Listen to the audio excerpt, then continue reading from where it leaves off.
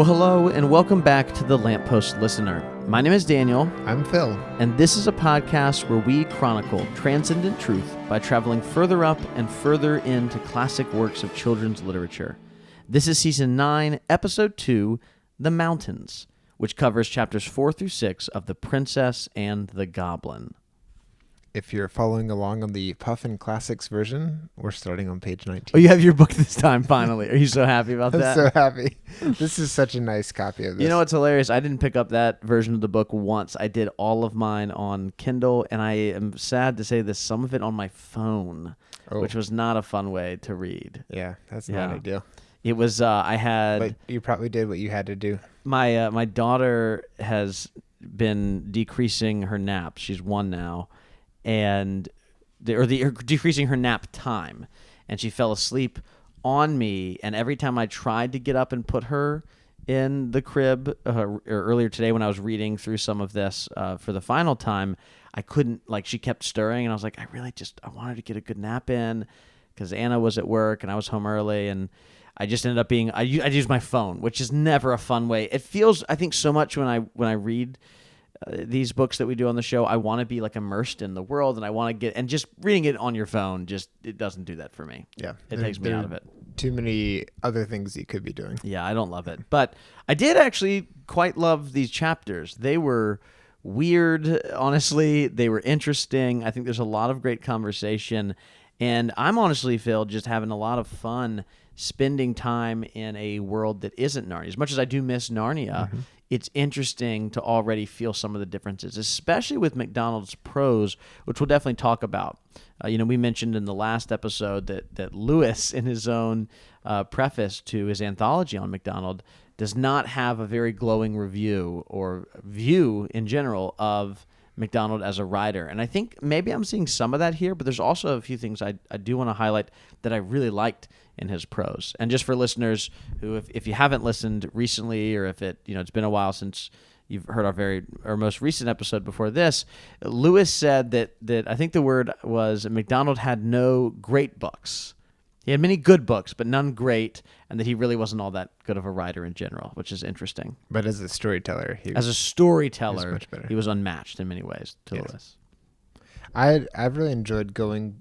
We're a little bit going back in time because George MacDonald was before Lewis. Correct, yeah. And so the prose is a little older, and it feels a little more, I don't know, maybe it's because it feels like it's closer to the time period that this is set in. But it's just a little bit strange. Some of the phrases sound kind of like phrases we have, but maybe a word or two is different. And I think on top of that, George MacDonald is Scottish, so there's already a slight difference in the actual... And dialect, too, in his prose, yeah. We're seeing the dialogue in. Well, Phil, we had 3 chapters today. We had Chapter 4, which is What the Nurse Thought of It. We had Chapter 5, The Princess Lets Well Alone. Not well enough alone. The Princess Lets Well Alone.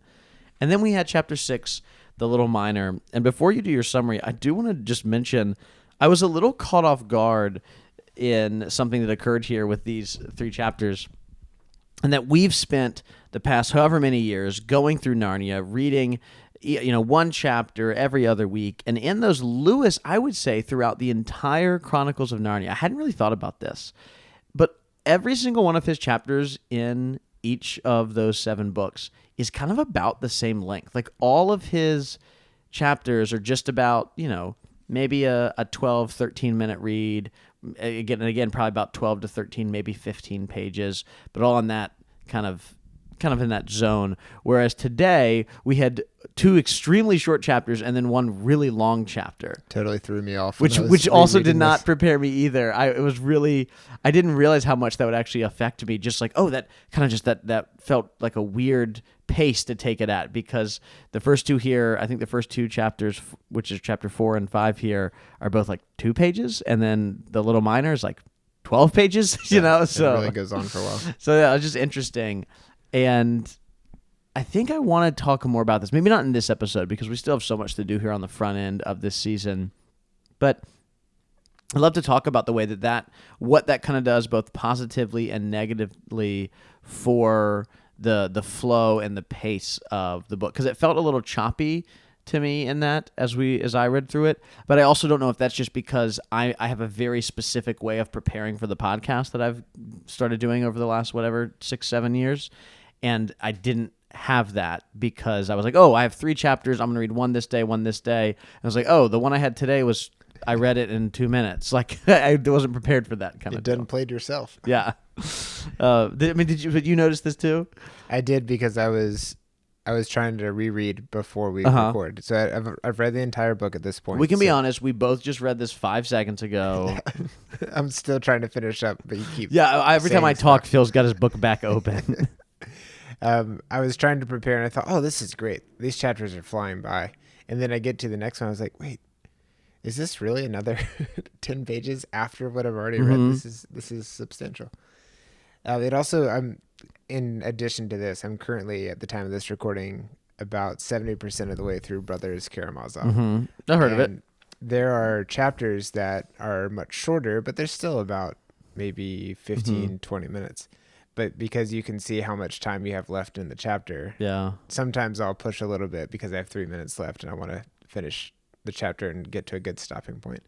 But sometimes I hit the next page and then I check and it says, 40 minutes left in the chapter. Oh my goodness. That's such a long chapter. And it also these big blocks of text where it's just, 2 pages in a row with no paragraph. There's no pictures for you. It's like, it's no real pictures, hard. Yeah. So I have no idea what anybody looks like. Like, who's this Alyosha guy? I'm not familiar with what he looks like. He hasn't been described well enough, Actually, they have, and it's blown. Oh, I know. He gets described very well. Let's go ahead and promise right now, 2074. We'll cover. We're gonna cover Brothers Karamazov. Dostoevsky is not getting covered on this show, and it's not because I dislike him. It's because what could we possibly bring to that conversation that would be worthwhile to any of our listeners? We'd be like, well, we read Notes from the Underground, and neither of us understand anything that's going on. I've heard this is supposed to be existential philosophy, but I'm just concerned about how dark the tunnel is. Let's talk about the actual printing. Mine was a little dented when it arrived, like every Amazon review ever. Yeah. Okay. All right. So why don't you go ahead, do our summary of chapters 4, 5, and 6. And one note: this is no longer restricted by 150 words. I said 150 last time. That doesn't matter. How long have a chapter that was. How long is yours? 185. Oh, this is a first on the show here. I did this before. I just didn't tell you. We need to have. You've gone over before? Have you really? Yeah. Wow. Back in season 2, and you never noticed. I didn't notice. I think this is the kind of thing that we should have a new top tier on the Patreon.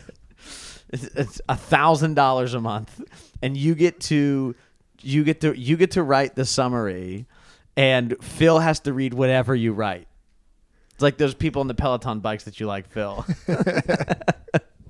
So 180 some words. That's technically breaking the rules. We'll need to have a talk about this. We'll bring the board in later.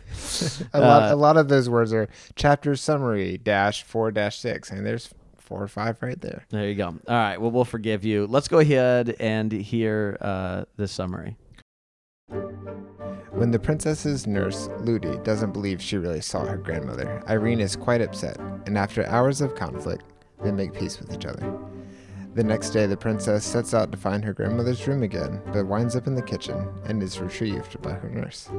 The following day, the weather improves, and the nurse takes the princess for a walk. But Irene delays and delays their return until the sun has all but set, and the nurse suddenly rushes them in the direction of home. The princess notices a strange creature in the distance, and sharing this with Ludi leads to her dragging Irene even faster, resulting in her tripping and falling. The two then hear a loud whistling and singing coming from a young boy up the road. Once near them, he explains that this method keeps goblins at bay. He then introduces himself as Curdy Peterson and escorts them safely home.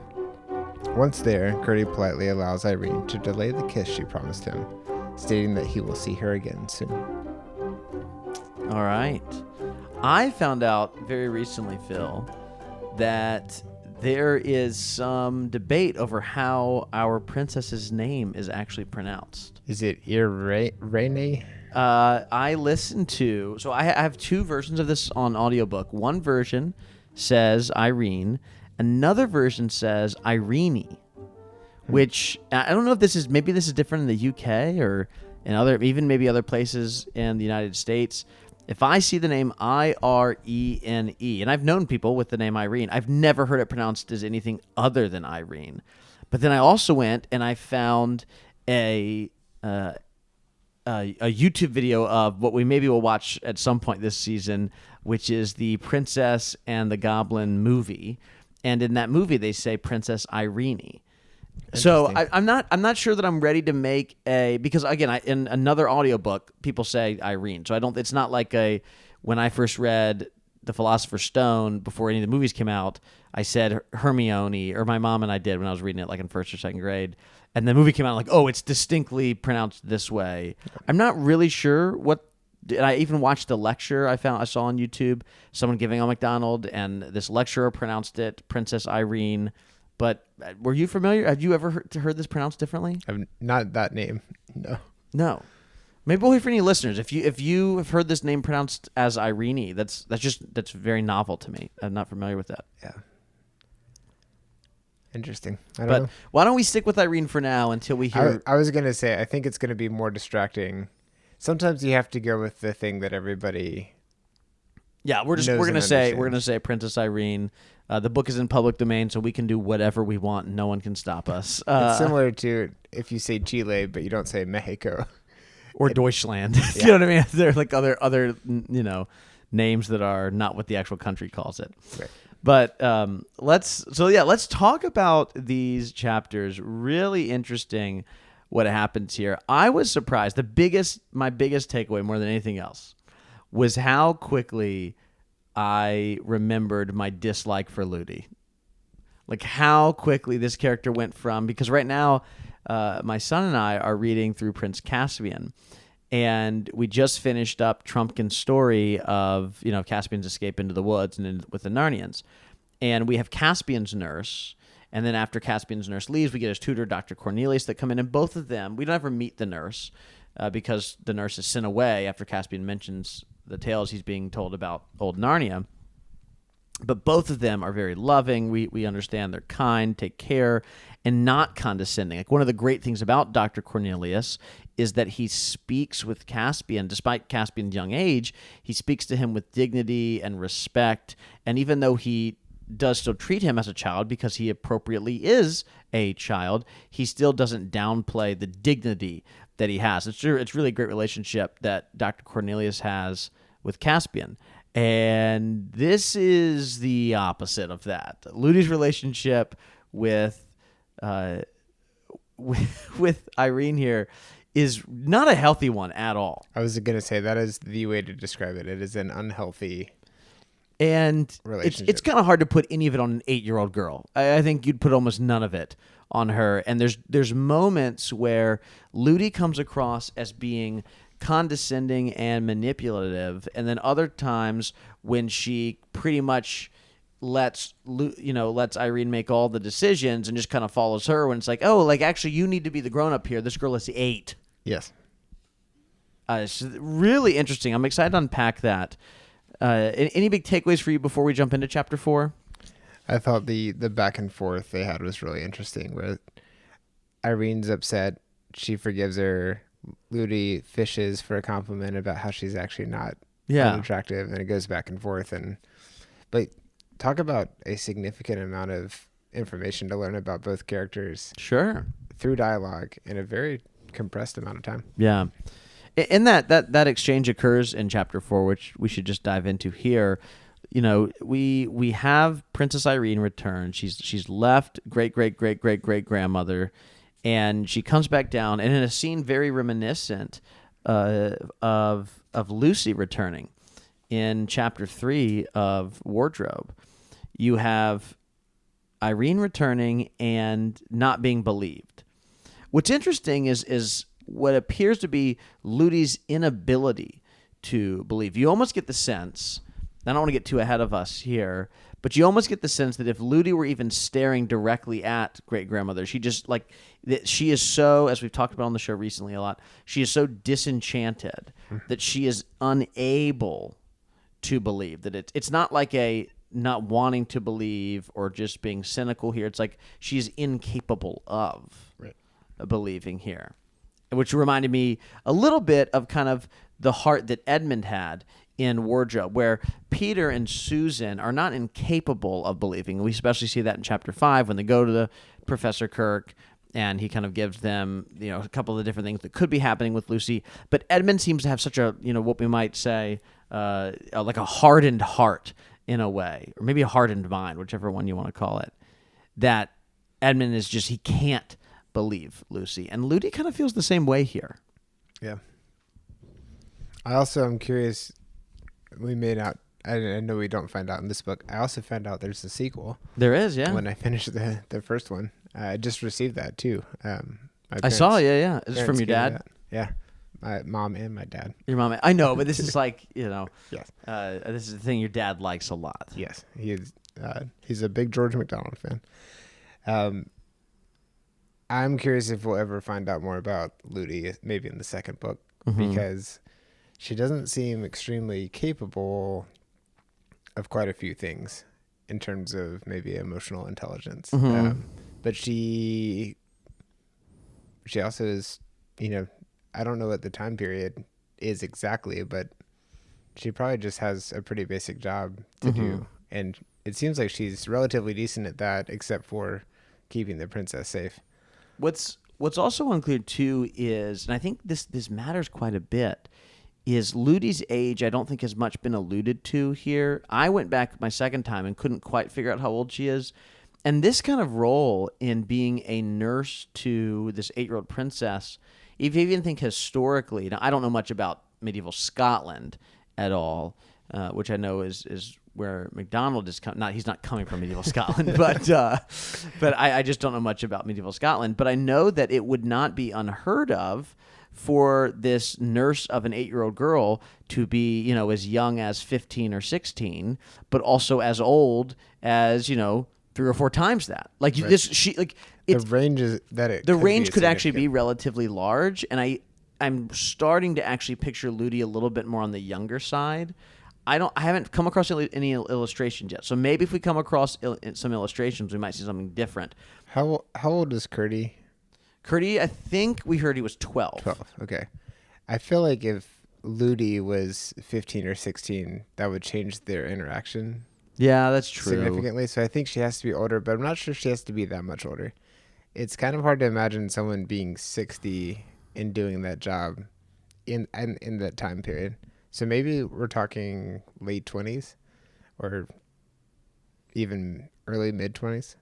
Far enough to be the adult compared to Curdy. Yes, that's true. That actually, and I'm sure that we either probably already missed something, or maybe like the very first sentence in chapter 7 is the nurse who was exactly this old. It's like, and all this is relatively moot. But they have this conversation. We get back to another one of these dialogue-heavy exchanges where about halfway through chapter 4, we just get back and forth and back and forth. No other language from any kind of third-person narrator, just these two characters exchanging back and forth. And as you mentioned in your summary, Ludi is very frustrated that Irene has said that her great-grandmother is so beautiful, and it's really bothered her. And she's kind of asking her, you need to change the story. But then we move on to chapter 6. Real quick. Oh, yeah, what do you have for that? I just love Irene's response. She says, well, you see, Ludi, there are reasons. Oh, there are reasons. But then she says no more. I love that. That will never work with any of my children. They're not allowed to ever say, well, you see, Dad, there's reasons. And then just trail off. Yeah, no, it is not happening in this house. You can do that to them. I can do that to them. Yeah, that's the beauty of being the parent, right? Right. And in 25 plus years, they can do it. Yeah, they can do it to their own kids one day. Well, now let's transition to this much longer, much more significant chapter. Chapter 6 here, The Little Miner, which mostly takes place in the mountains. Tell us about this. Give us some details as we get into this. I'm sorry, I'm stuck on puns about an unaccompanied minor walking down the street. Well, at the very beginning of this chapter, they talk about how the weather is so bad and it's raining and there's this entire cloud and it's as if a sponge has descended upon the land. And then it finally lightens up and then the sun actually breaks out in the afternoon. Yeah. And Irene is just so excited and she's clapping her hands and she wants to go for a walk. And Ludi is very glad to appease her in that and go for that walk. And that's about the high point for Ludi because then it drags on and on. Irene keeps not wanting to go back. Yeah. Can I read a little bit of this too? Because this is where I really enjoyed some of MacDonald's prose as he was kind of describing. One of the things that's interesting, and again, you and I are not literary critics by any means. That's not what either of us have studied or have expertise in. But what I have found interesting so far is the way in which MacDonald seems to kind of shift back and forth between very dialogue heavy and then very descriptive heavy writing. And so it's not like you have talking and some description or talk, instead you have 2 or 3 paragraphs with very minimal dialogue and then a ton of dialogue and then 2 or 3 paragraphs with a bunch of description and no dialogue again. It kind of goes back and forth here, which is interesting the way that he kind of pushes separates those and doesn't put that all together. Does that remind you of anyone? No, tell me, who does that remind you of? To me, I feel like Lewis did this quite a bit. He would have a great bit of description for maybe 2 solid paragraphs and then ease into this dialogue stuff and then maybe have another section, but there was hardly ever description, dialogue, at least from what I remember. But I'm only remembering key like really I guess that's true. I was just with my own students today. We were just reading chapter 4 of Don Treader, What Caspian Did There. Remember that great chapter?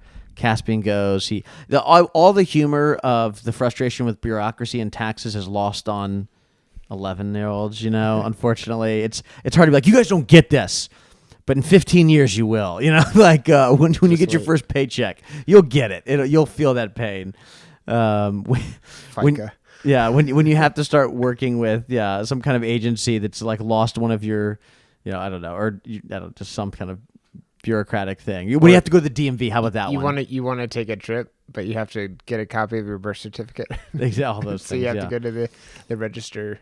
We had to get, when we went into Canada this past summer, we had to get our daughter's, she was 6 months old when we got it. We had to spend $480 some to get her passport, which was the funniest thing on top of that was we kept the person was not rude at all, but was very serious. Like, she's not allowed to smile. And we're like, we can't control that. She's 6 months old and she thinks your camera looks cool. I don't know what to tell you. Well, there's a real problem with just like really high profile babies. We got to clamp down on the babies. That's where that's the problem. Well, let me read this real quick because I do think this just created a wonderful atmosphere as I was reading it, and really was the first time reading through, with you together, that I was really invested in this world itself. Here's what MacDonald says. Ludi was very glad to please the princess. She got her hat and cloak, and they set out together for a walk up the mountain. For the road was so hard and steep that the water could not rest upon it, and it was always dry enough for walking a few minutes after the rain ceased. The clouds were rolling away in broken pieces like great over-woolly sheep, whose wool the sun had bleached till it was almost too white for the eyes to bear. Between them the sky shone with a deeper and purer blue because of the rain. The trees on the roadside were hung all over with drops, which sparkled in the sun like jewels. The only things that were no brighter for the rain were the brooks that ran down the mountain. They had changed from the clearness of crystal to a muddy brown. But what they lost in color, they gained in sound, or at least in noise. For a brook, when it is swollen, is not so musical as before. I mean, wasn't that fantastic? Yeah.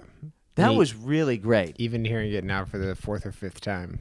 still just And that paints a picture. reminds me of Lewis describing Narnia for sure. Yeah. That is something where I think you can really clearly see a connection of what MacDonald was able to impress upon Lewis as a writer, because you read that and it's not just you like close your eyes and feel like you're there. It's more like you feel the atmosphere. You are in Irene and Ludi's place. You're able to experience that, and you're making there's this kind of connection. We talked about this on fairy stories, and we talked about it in some of Lewis's other essays last season. That there's some kind of connection to this maybe transcendence, you could say, this enchantment, something about this world that us as actual people, as opposed to these fictional characters, that we can really connect with on a deep level, that we just had that beauty. It was interesting. My wife was telling me recently, she's been listening. Oh, I wish I could listen to the name of, or list the name of the podcast. It's something that, oh goodness, talk for a second, Phil, while I look this up, because I want to share this. One thing this makes me think of is just the importance of take away your kid's cell phone, send them back 400 or 500 years, put them in Scotland, and let them observe everything, because this world is so different. I didn't see things like what is described here. The magic is that we can experience it in some way through a book, but I didn't see this growing up in the suburbs, and I haven't experienced this living in the city. Mm-hmm. But I did get a glimpse of it going abroad and spending time in Scotland and England. That's good. Which is why it's important to pay $400 for your kid's passport. They can do stuff like that too. So my wife's listening to this podcast called The Surprising Rebirth of Belief in God, which she's like really enjoying. And every time she gets out of the car, gets back from a run, she just wants to talk about it. And it's been great because there's so many great things she's sharing with me. She's running in the car? She had both, yeah. We installed a treadmill. We have one of those new cyber trucks the kids are up to into these days. They can fit a whole treadmill in it.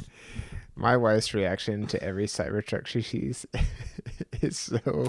It looks weird on the road. It feels weird. You're like, that shouldn't be here. One passed us, and she just tensed up and said, "What is that?"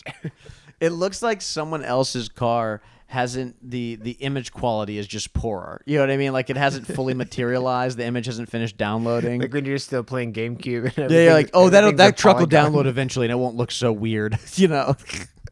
It feels like they forgot to run it through the extruder one more time. Oh yeah, like, we cut it down to the base shape, and then we really need to trim some of this out. But we got to ship these cars. Yeah. So this just made me think of this podcast. Anna came home was telling me she was listening to one of the things that the book is talking about. It's about how the kind of the new atheist movement has really like diminished in both popularity and in clout that it has, and kind of the ways that secular thinkers are considering transcendent ideas. They're considering the metaphysical again, and Christianity in particular. And there was, I guess, a recent episode. Again, I'm telling you about a podcast episode that my wife told me about that was about an interview. So I hope I do a decent job here. She's saying they had not a woman who's not a Christian, not a person of faith at all, on talking about transcendence, especially in the realm of both our relationship with nature and human sexuality as well too, in the way that even in kind of a like post-sexual revolution, post-feminist movements and stuff, we've kind of like tried to make something like sexuality be just a very physical thing. And this person who's literally not a Christian at all was saying, but like we treat it like it isn't at all transcendent or have some kind of deep meaning to it. It's just, this physical thing. And it's like, nobody actually believes that, right? It's the same thing with nature. Like, we just have this innate feeling. You go out into nature, and there's something transcendent about being on top of the mountain. Yeah. There's something beautiful, something deeper that we just connect with, right? And as Christians, we actually are very fortunate that we've actually been given the language by Christians who've come along before us of what exactly is going on here. What is this transcendence that we're experiencing? I think what's really fun about reading through this book is MacDonald, and then obviously Lewis, and Tolkien to an extent, after him are able to do is kind of bring that transcendence not from an actual real experience, but from a fictional, like a non-real experience to us as readers. So I can be sitting on my couch or literally just reading on my phone as I'm holding one of my kids, right? I can be reading this and actually get like a little bit of a glimpse of that enchantment and of that transcendence that's there, and of that idea that there's something more beautiful. And what's interesting is that this is something that you don't even have to be a Christian at all to be able to engage with. You feel that anyways, but it's actually a great way to almost kind of, it's almost in a weird way, it's this like apologetic, because it's able to communicate a feeling of like, do you feel that there's more? You feel there's something more there? So I think that's just really interesting. I loved the beginning of this chapter here. Are you familiar with Tolstoy's definition of art? No, what's his definition of art? It's the transference of emotion from one person to another. And you can feel this if This is Leo. Yes. Correct. Okay, good. As opposed to I got no one else. I was really curious if you had one off the top of your head. I love that quote because that's what I've experienced when I see a really amazing piece. We have a really great art museum in our town here, and It's called the Louvre. yeah, I don't know if you've heard of it. It's kind of it's pretty underground, but I see that, and you can experience it a little bit with a digital representation of a piece, but when you stand in front of the actual original piece and you see it at the size that it was supposed to be viewed at, and you're close enough, especially if there's no protective barriers in the way, you feel it. It hits you pretty deep in the chest. And I feel this with reading too. It's so interesting that you mentioned the phone part, because I have also read stuff, and I've started reading books maybe on my phone or just on the computer, which is a terrible experience. But when something is really good, it sticks with you, and you can tell that this is different. And I think there's a reason that some of the classics are still around. It's not just that they're out of copyright and that they're cheaper to produce. I think that people still want to read them. People are still talking about them. And I feel like what's great is we have access to really amazing work like this. And it goes back to how you've talked about this quite a bit, how there is objective beauty. It's not just up to the person who's viewing it. It actually is beautiful, or it is well written, or it is well crafted. And sure, there are going to be people that can disagree with that, but I think for the most part it shines through. Yeah. And it doesn't matter if you're reading it on your phone in non-ideal, distracting conditions. Well, speaking of objective beauty, it feels like we should transition to what is an objectively beautiful song, which is the one that Curdy is singing here. As you mentioned, the Ludi and Irene go into the mountains. They're going up, and Ludi keeps saying we need to turn back. Obviously, Princess Irene doesn't want to. And it's also important to remember that she has absolutely no idea that the goblins exist.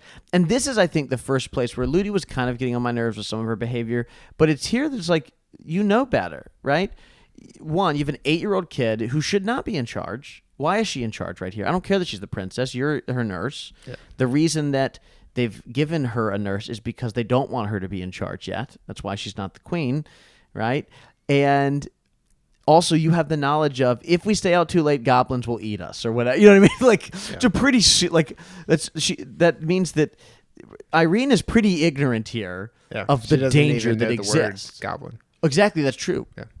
She doesn't even know what they are. It's not even like that explains why Ludi reacts so strongly when he alludes to them. She's like, "Hey, you shut up." She kind of deal. She cuts him off. That's exactly why. Yeah. Huh. And so it's like I'm not sure why Ludi doesn't just actually put her foot down here and say, you need to behave, and maybe that's something we'll keep exploring in their relationship. Is it more of a, hey, she's the princess, I can't tell her what to do? Although we've already seen she doesn't really have much of a problem telling her what to do. Yeah. This came across to me more as a kind of weakness of her as kind of an authority figure to Irene. And again, it's because it seems like her main goal is to make sure that Irene loves her. and likes her. Yes. Which is like, if as any parent should know, your goal is not to make your kid like you.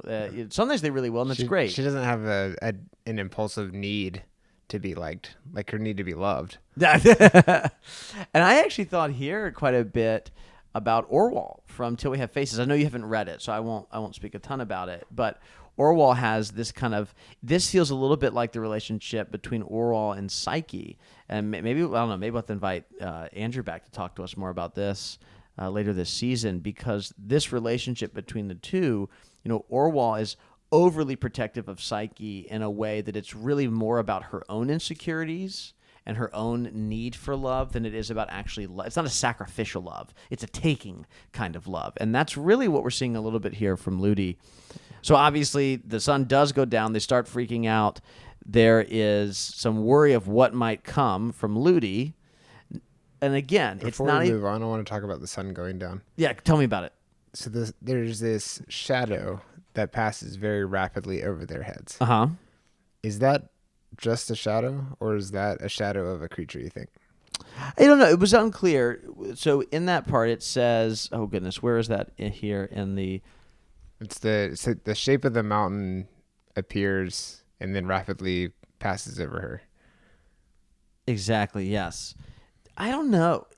Could that be something else? Could it just be a cloud? I'm not sure exactly what it is. What do you think? When I first read it, I thought definitely just a way of describing the sun setting very quickly.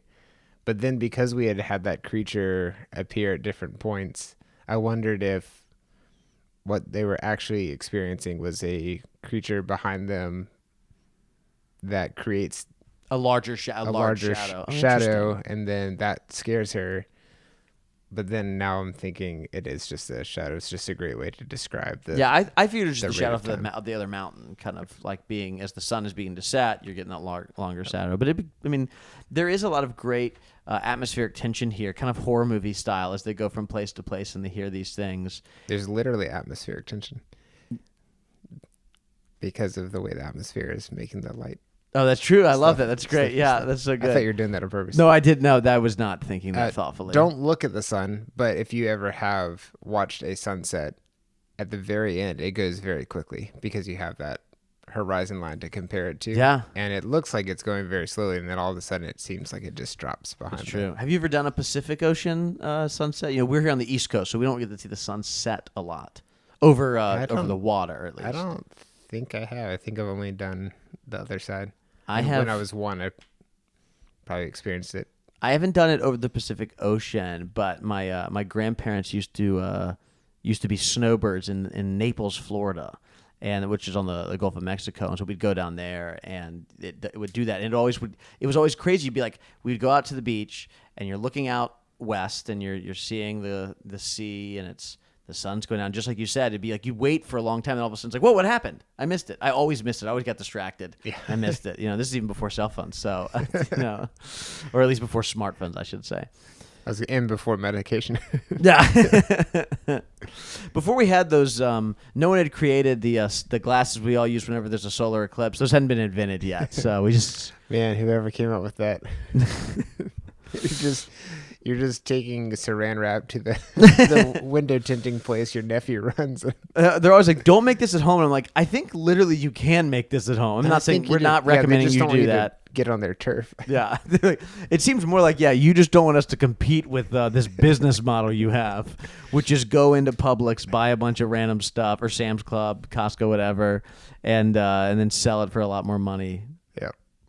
All right, well, let's get back to Curdy. Curdy appears here. He comes down as they're worried about all these things, and we even hear some laughing that begins. The goblins or a goblin or goblins, it's unclear right now, are around.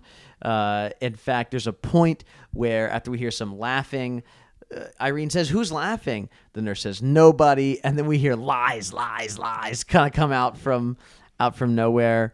But before too much can happen, Curdy appears with a very goofy song here. So much rhyming. I'm glad we get to read it in the original. Did you want to sing it for us? English.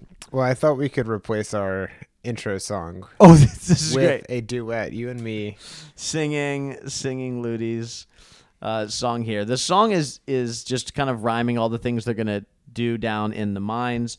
And the nurse interrupts, saying, "I wish you would hold your noise." He keeps singing. The nurse says, "You need to be quiet." And what we actually learn as he keeps getting louder and louder and louder is once Curdy approaches them, he says, "I've actually gotten rid of them." And he doesn't say the word goblins, but he says, "I've gotten rid of all of them." And that's because they don't like this sound. And this is a weird thing he says. He says, "They can't bear singing, and they can't stand that song. They can't sing themselves, for they have no more voice than a crow, and they don't like other people to sing." What does he mean that they don't have a voice other than a crow here? I imagine it sounds like a croak, like "Arr!"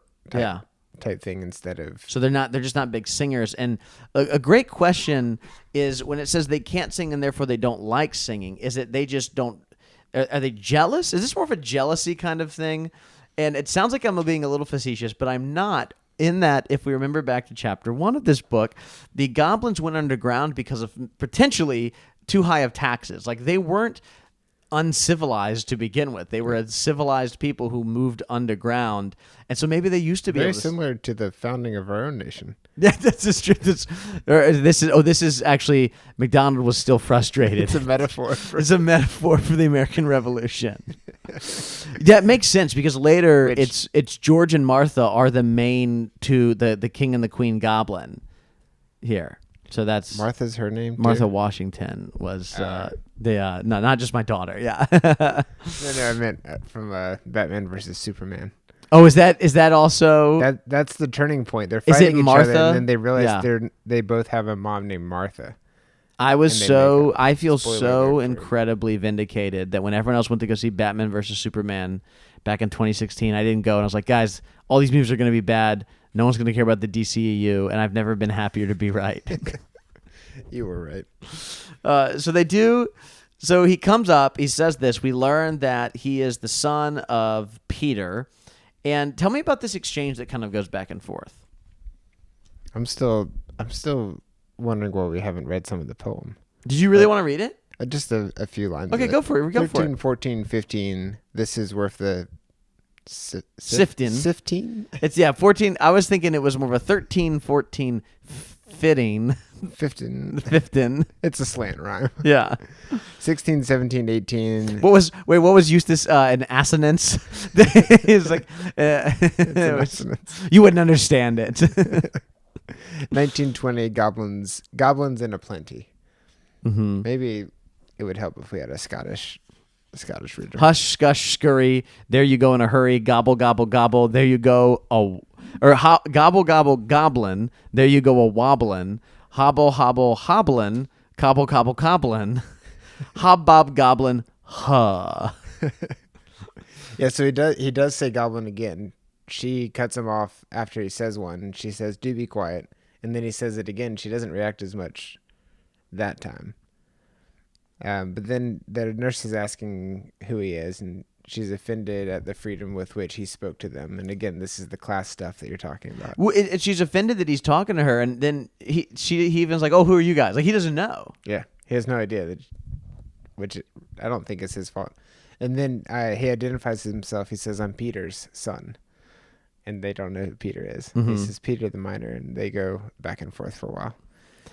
Very interesting to think about this in juxtaposition to Irene meeting her grandmother just a few chapters ago, because in that they both have the same name, Irene, and they both instantly recognize that, right? Obviously, her grandmother already knows who she is, but Irene goes, "Oh my, that's just like my name," and they talk about it. Whereas here, he identifies himself, Curdy, as Peter's son, and that's meaningless to her. And he's like, "I'm Peter the miner." And nothing. And we even get the funny of, well, I don't know him. Well, I'm his son, though, right? Yeah. That is who I am. Back and forth.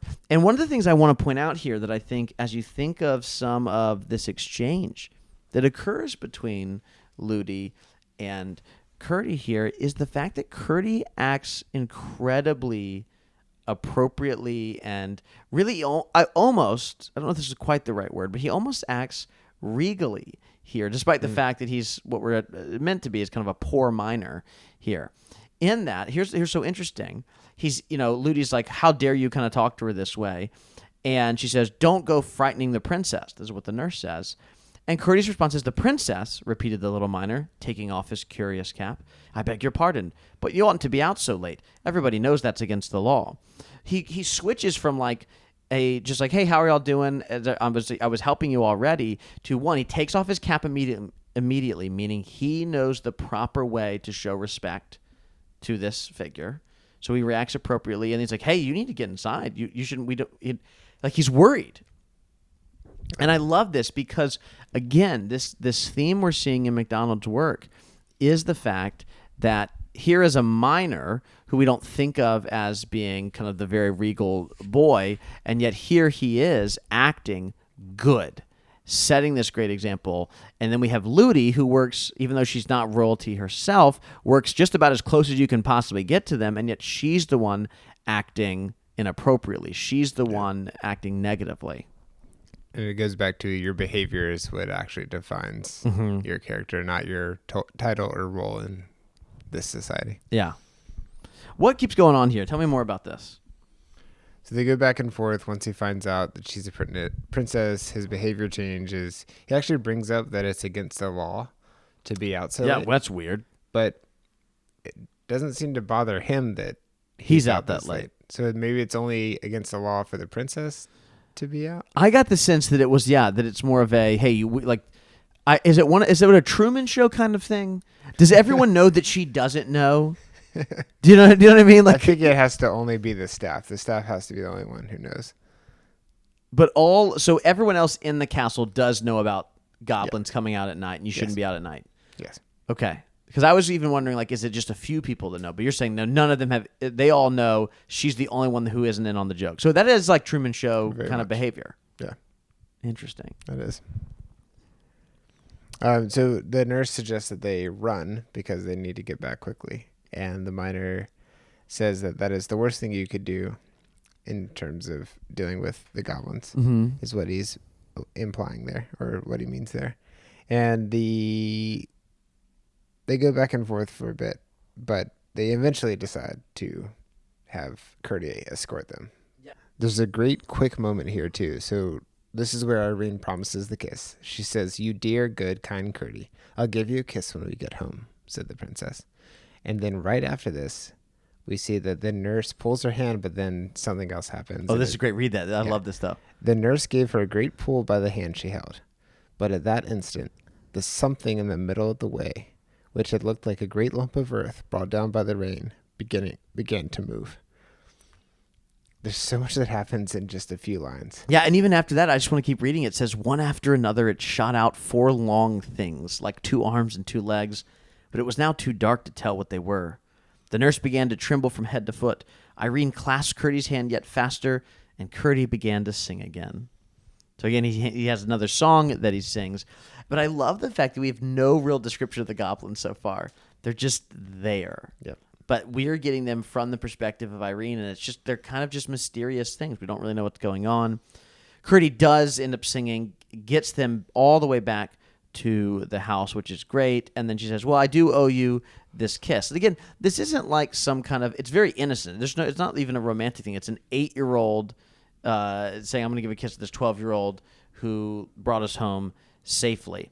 And Ludi, again, is extremely concerned with what she views to be something that is incredibly inappropriate for Irene. She says, "A princess mustn't give kisses. It's not at all proper." And Irene's issue is not just, "Oh, I want to do it." It's, "Well, I promised. And if I promise, I need to follow that." And here is kind of the kicker. It's very short, but what Ludi says is, "Well, there's no occasion. He's only a minor boy. He is a good boy and a brave boy, and he has been very kind to us, Ludi. Ludi, I promised." "Well, then you shouldn't have promised." "Ludi, I promised him a kiss." "Your Royal Highness," said Ludi, suddenly growing very respectful, "must come in directly." "Nurse, a princess must not break her word," said Irene, drawing herself up and standing stock still. And then MacDonald tells us this.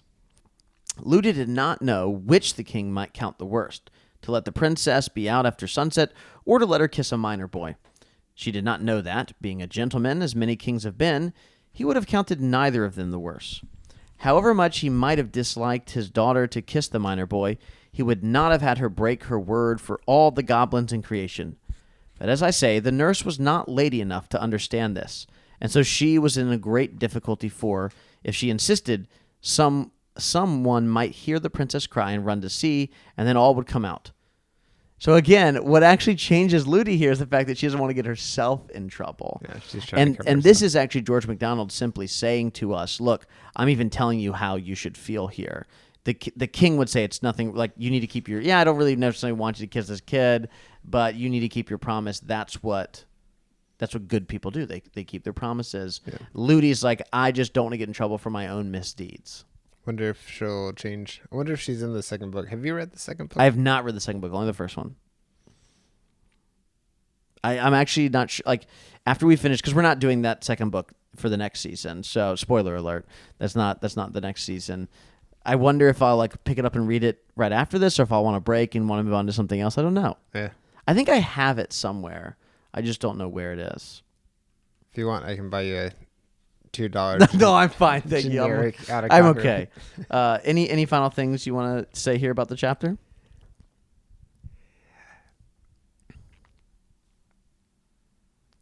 I think that this chapter wraps up well. It is a longer chapter, and then we have a lot to look forward to. Mm-hmm. Just the way this ends, and her carelessness had already doubled the danger she was in. Formerly, the goblins were her only fear. Now she had to protect her charge from Curdie as well. It's just setting up the relationship between Ludi and Curdie, and with the princess. It kind of calls into question Curdie's motives, even though he hasn't done anything to indicate otherwise. But it indicates there's quite a bit of tension to look forward to. And what we can look forward to, the next 3 chapters, chapter 7 is called The Mines, chapter 8 is called The Goblins, and chapter 9 is called The Hall of the Goblin Palace. So we're going to see some really interesting places in the next 3 chapters, go into some cool places. I'm excited about that.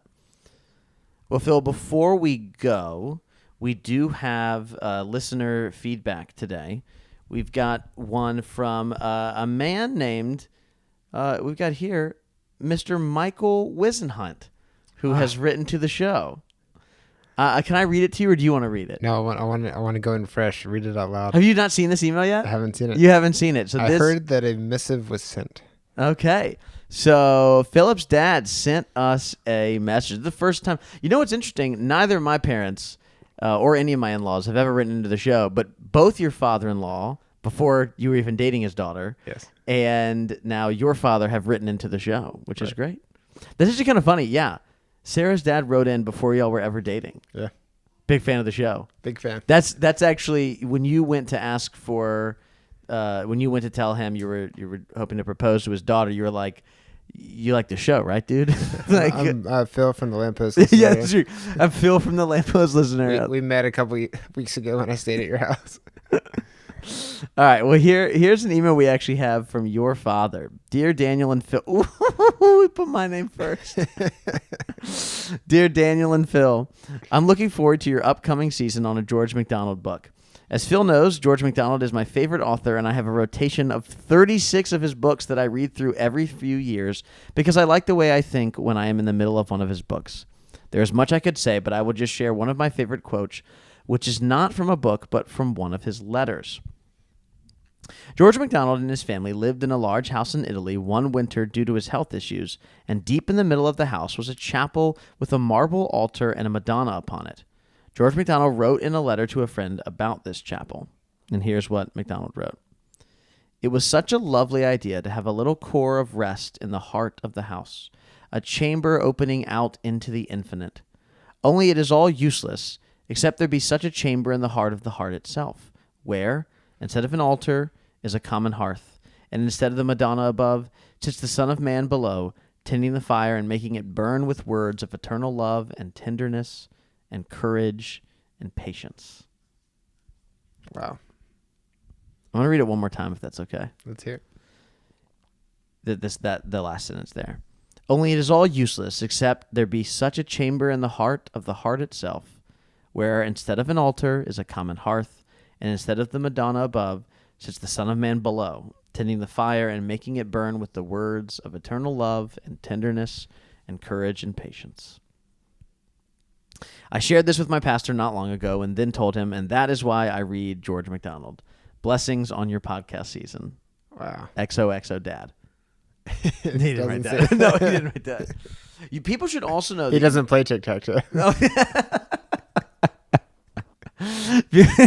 People should also know that, I don't know if he still does this, so no shame if this doesn't happen anymore, that at least when you were right out of college, your father, and I know he did this when you were in college too, would write you a letter every week. I still get a letter every week. You still get a letter. I get a letter every week with, do you remember what came with it? It's like a comic of some kind. It is the best of the comics cut out into individual comic strips and then put in a little bundle wrapped in a Shutterfly brand card that is with his photography that he takes.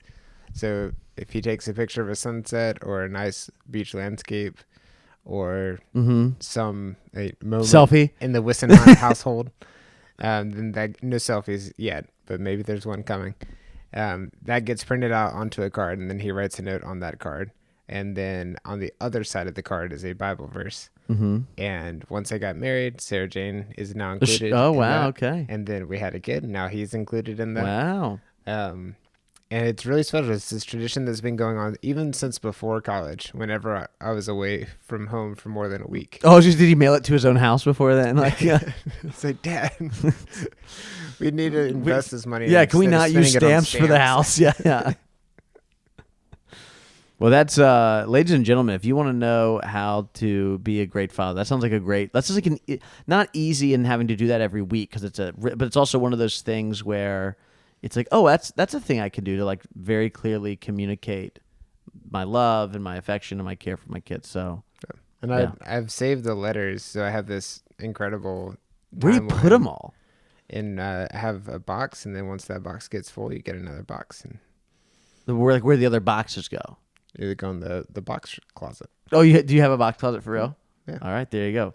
You can put some in my storage unit if you want to. People should know that I do have a storage unit, and Phil is extremely judgmental about my storage unit. It's fine to have a storage unit. Just have one in the same, state that you live in. It's in the same state. It's just closer to where my parents live, which is like 30 minutes away. So far. And we always get in an accident. Alleged. No, we allegedly, dude, you need to chill out. We were driving a U-Haul, man. Someone hit us. The cop told us to leave. The statute of limitations has to have passed on that anyways. The cop bribed us. It was strange. It was really I thought it was uncomfortable. We did. The cop was like, it was British money. Yeah, he had a funny round This is hat. from the Queen. She doesn't want you guys to worry about this. She's a big fan of the podcast. I said, wrong Philip. Yeah. It's not that far. You just work at home, and your wife is also at home, and so you think anything more than 5 minutes away. It can be longer than 3 minutes is exhausting. As someone who has to drive my kids 30 minutes one way, and then drive myself or drive one of my kids, and then take my other kid with me to school, it's that feels nothing to me. Yeah, that's why I bought a Prius. Yeah, here we go.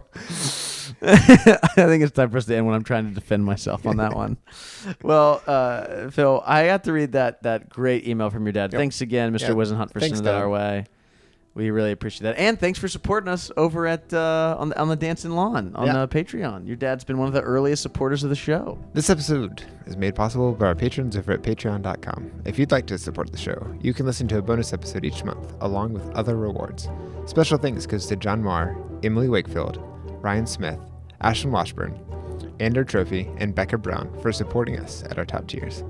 If you'd like to contact us, you can send us real physical mail at P.O. Box 25854, Richmond, Virginia 23232, or email us at hello@lamppostlistener.com, or call us and leave us a voicemail at 406-646-6733.